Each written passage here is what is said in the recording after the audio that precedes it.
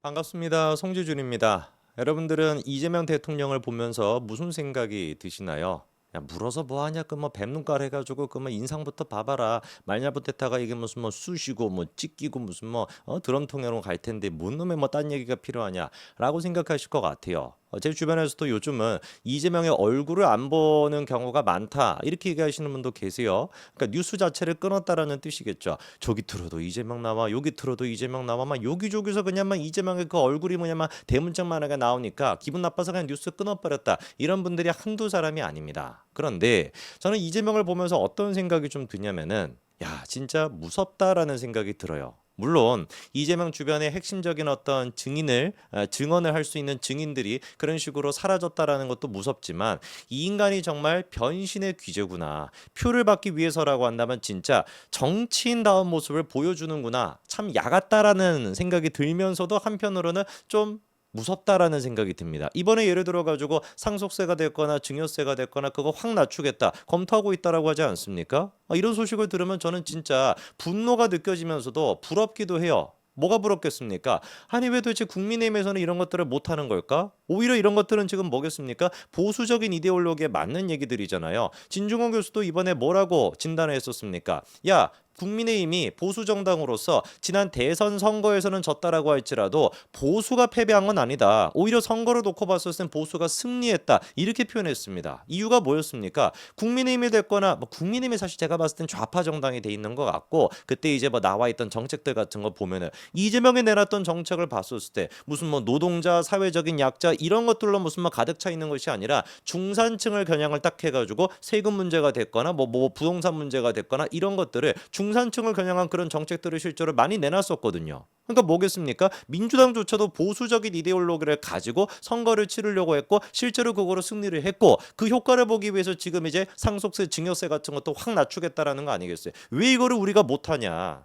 민주당 애들이 지금 저렇게 하고 있고 전 세계적으로 지금 보수 이데올로기가 다 지금 휩쓸고 있지 않습니까? 미국이 됐거나 영국이 됐거나 뭐 유럽이 됐거나 다 마찬가지잖아요. 왜 그런데 대한민국의 보수 정당이라고 하는 사람들은 자기들 앞가리만 생각하면서 친윤이 됐거나 그 쌍권이 됐거나 여전히 지금 안철수 같은 경우도 결국에 혁신위원장 내려놓지 않았습니까? 2명 정도만 우리가 좀 정리하자 했는데 그것조차도 받아들여지지 않아가지고 혁신위원장 내려놓는 이런 왜 개짓거리를 갖다가 하고 있냐 이거예요.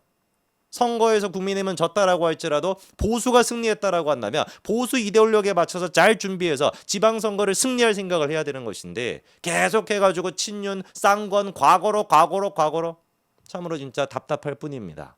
이재명이라고 하는 인간은 자기에 대한 지금 존경심을 얻기 위해서 표를 받기 위해서 안간힘이에요. 그래서 뭐 이념, 사상 이런 거 정말 따지지도 않고 인기만 있다. 사람들이 좋아한다면 다 지금 가져오고 있습니다. 왜? 인기가 사라지게 된다면 자기는 곧 뭐가 되는 거니까 탄핵되는 순간 깜빵으로 가는 것이니까.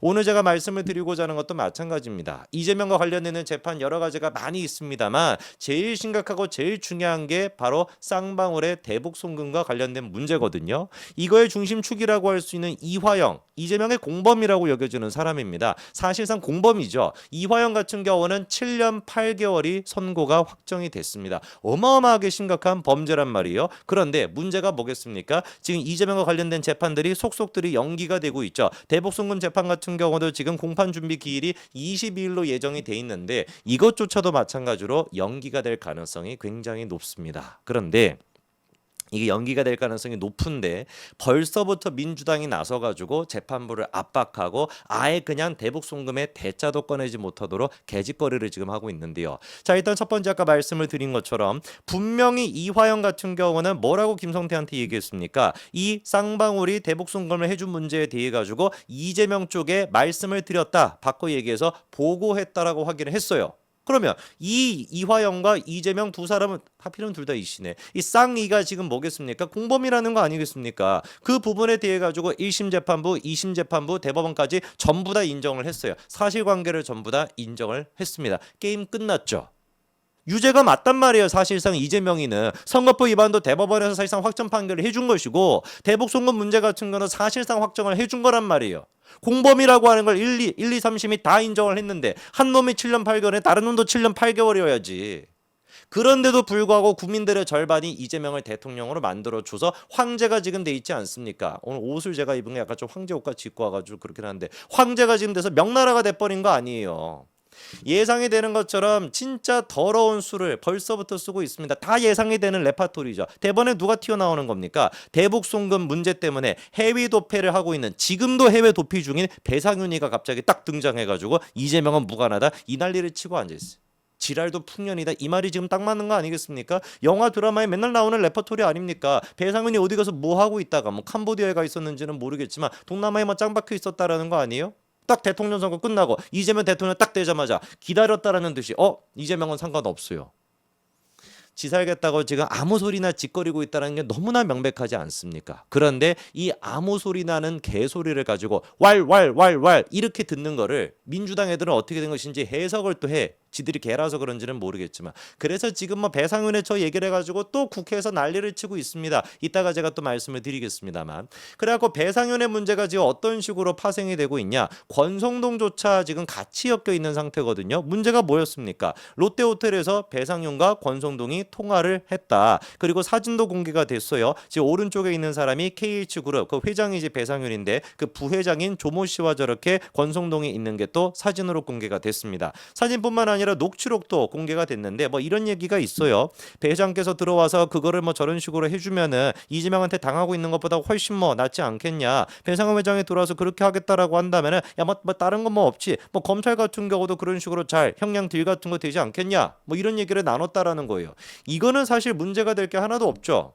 뭐 원래 수사에 협조하는 대가로 형량 같은 거 딜 보고하는 거야 뭐 당연지사로 하는 거 아니겠습니까? 권성동이 전화를 해가지고 야 당신 그렇게 해외 도피할 때가 아니다. 빨리 들어와가지고 검찰 조사 협조하고 이재명에 대해서 진실을 밝혀. 이렇게 얘기하는 거는 아무 문제가 되지가 않아요. 근데 문제가 뭐냐? 이렇게 이야기를 하면서 권성동이 지금 그 대가로 40억 가까이를 갖다가 요구했다라고 하는 게 문제인데 요 문제가 지금 계속해가지고 진실 공방이 벌어지고 있습니다. 아직까지는 드러나지 않았어요. 최근에 이제 마찬가지로 또 요 부분에 대해 가지고 국회에서도 이 진실이 무엇이냐 막 여러 가지 일단 얘기가 나왔었는데 일단 지금 이제 권성동 의원 측에서 하는 얘기는 뭐냐면은 이유는 뭐 간단한 겁니다. 나는 그냥 무슨 뭐 진상이 이제 그 밝혀지게끔 하기 위해 가지고 조 씨가 주장한 뭐 정치 자금을 받았던 사람과 액수는 이미 들었으니까 뭐 그런 건 반복할 필요가 없고 대신 뭐 증거를 제시하라 뭐 그런 식의 의미로 얘기했던 것이지 내가 뭐 배상윤이가 들어오는 대가로 40억을 받겠다 그런 얘기는 한 적이 없다라고 하는 게 권성동의 주장입니다. 일단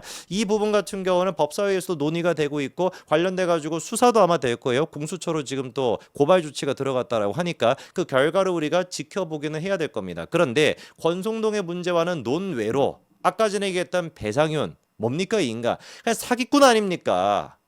누가 보든지 해외 도피를 왜 하고 앉아 있냐고요. 지은 죄가 있으니까 무서워가지고 해외 도피를 하고 있는 것이지. 누가 보든지 간에 이재명 대통령 되자마자 이재명은 무관하다 그 얘기를 왜 하겠습니까? 무관하지 않으니까 그런 얘기를 갖다가 대통령 되고 난 뒤에 하는 거죠. 그냥 왈왈왈왈 개소리를 짓는 것인데 그 개소리를 갖다가 민주당 애들은 뭐 개인지는 모르겠지만 이해하고서 뭐라고 지금 딱 해버리는 겁니까? 태스크포스 팀을 갖다가 발족시켰다라는 거예요. 조작 기소다. 검찰이 지금 이재명에 대해 가지고 조작 기소를 했다. 배상윤의 얘기 하나만을 가지고 검찰이라고 하는 대한민국의 조직 전체가 지금 구라를 친 거야. 이런 식으로 규정을 해놨습니다. 말씀을 드렸죠 아까 전에 이미 이화영의 문제 같은 경우는 대북송금의 문제는 1, 2, 3심 법원까지 다 나왔습니다. 검찰 수사뿐만 아니라 기소를 통해 가지고 대법원까지 확정 판결이 다 나왔음에도 불구하고 왈왈왈왈 소리를 듣고 민주당이 지금 뭐라고 또 지저대고 있는 거예요? TF팀을 발족한다 이러고 앉아요. 제가 좀 찾아봤거든요. 다른 근거가 있는지 쥐뿔 안것도 없는 거예요. 그냥 무슨 얘기밖에 없습니까? 쌍방울 대북송금 뭐 사건 관계자들이 진상을 밝히기 시작했다라는 것인데 관계자들이라고 하길래 무슨 뭐 복수인 줄 알았더니만 그냥 누구 얘기하는 거예요? 아까 얘기했던 그 배상윤 그 얘기를 갖다가 지금 반복하는 것밖에 안 되는 겁니다. 거꾸로 생각해 본다면 대북 송금의 문제가 얼마나 무서운 문제면은 얼마나 이재명한테 이게 두려운 문제라면은 배상윤이라고 하는 사기꾼이 짓거려대고 있는 왈왈왈왈 하고 있는 그 개 같은 소리를 갖다가 민주당이 듣고 이해해가지고 태스크포스 팀까지 꾸리는 대법원까지 나온 결과를 갖다가 이런 식으로 부정하려고 하는 것인지 정말 대북 송금 문제가 무섭긴 무섭나 봅니다. 문제는 뭐겠습니까? 민주당은 개소리라도 듣고 저렇게 하고 앉아 있는데 국민의힘은 어디가 있는지 보이지도 않는다라는 것이죠. 여기까지 말씀드리겠습니다. 감사합니다.